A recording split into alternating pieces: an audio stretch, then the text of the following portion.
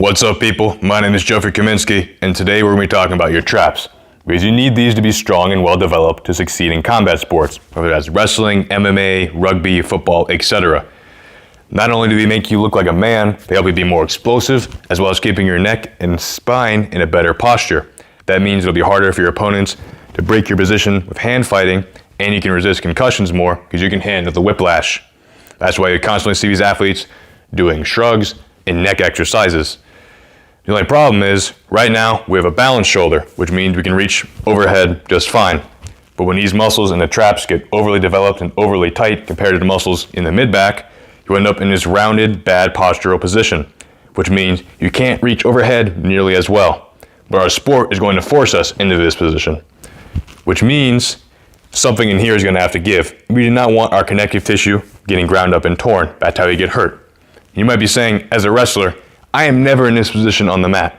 That's where you're wrong. Whether it's getting extended on a shot or just hand fighting, we are primarily going to use our upper body in an overhead position. And we don't want to get hurt. So today I'm going to show you how you can train your traps to get better at your sport while not looking like the Hunchback of Notre Dame. And if you do look like this, I'll show you how to get back to here. The first thing we need to do is to determine if you have bad posture. Because if you do, training your traps is just going to make it worse. And more likely than not, you probably have bad posture because in modern day society, we're constantly bent over looking at our screens, and in the sport of wrestling, we are constantly bent over in our stance. Some simple tests you can do to see if you have bad posture is obviously just look in the mirror, see if you can stand up straight naturally, or if you have to force it, see if you can reach overhead.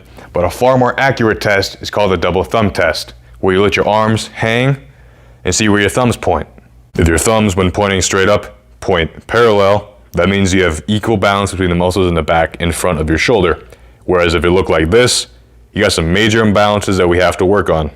So having good posture means that both sides are balanced. So if a trap pulls the shoulder up, in order to balance that out, we have to do exercises that pull the shoulder down. The problem is, when this guy gets super tight, he's pretty angry and won't let us pull our shoulder blade down. So we have to do something to get him to chill out and relax. We can do this by stretching, or using a lacrosse ball or foam roller to massage the area. And a problem we might run into is when the traps get super tight, it might also cause muscles like the pec and the lat to get super tight, and vice versa. When these muscles get tight, it'll cause the trap to get tight. So if you have a problem in one area, you probably have a problem in all three areas. So after we take those muscles that are overly tight and get them to relax, that's when we can start training the opposite muscle groups and get them strong so we can have well-balanced shoulders. Now let's start from the top down with face pulls. While these will hit most of the other small muscles between the shoulder blades, this is primarily going to hit the rotator cuff muscles. Do these for multiple sets of 12 to 20 reps with either band or cable. Now on the rear delt flies, which, like it sounds, will train the rear delts. Do these anywhere from 12 to 20 reps, and if you do them single arm, you also get some added core stability benefits out of it also.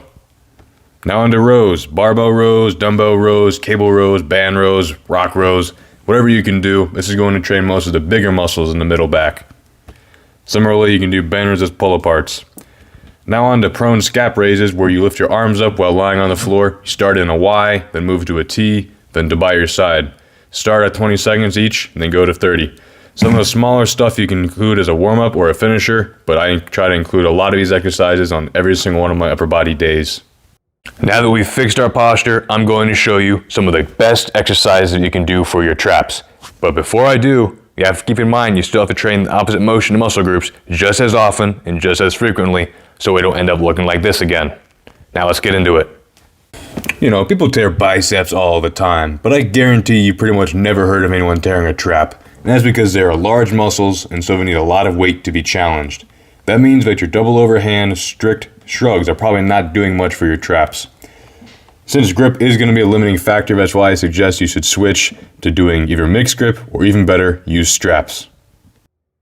And since we need a lot of weight in order to challenge the traps, we're going to use movements where we can cheat by using our legs to get the bar moving and then finish with our traps. Our first movement is going to be the snatch grip high pull, where you start with your legs until the bar reaches your hips, then you explode violently with your upper body. This is going to teach you to use your full body to be explosive, and since it's a wide grip, it'll help you get a lot of good strain on the traps.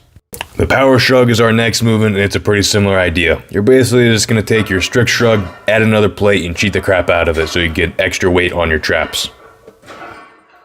Our final movement is the farmer's walk, because with every single step, it's constantly forcing your traps to have to readjust and stabilize under very heavy loads for a long amount of time, which will lead to some absolutely massive growth. But before you do any of these exercises, once again, make sure that you are in a good postural situation and that you keep doing those exercises to keep your shoulders balanced while getting massive traps. If you found the content in this video useful today, please do all the typical YouTube things to engage with the algorithm so we can get more people on this channel. Thanks.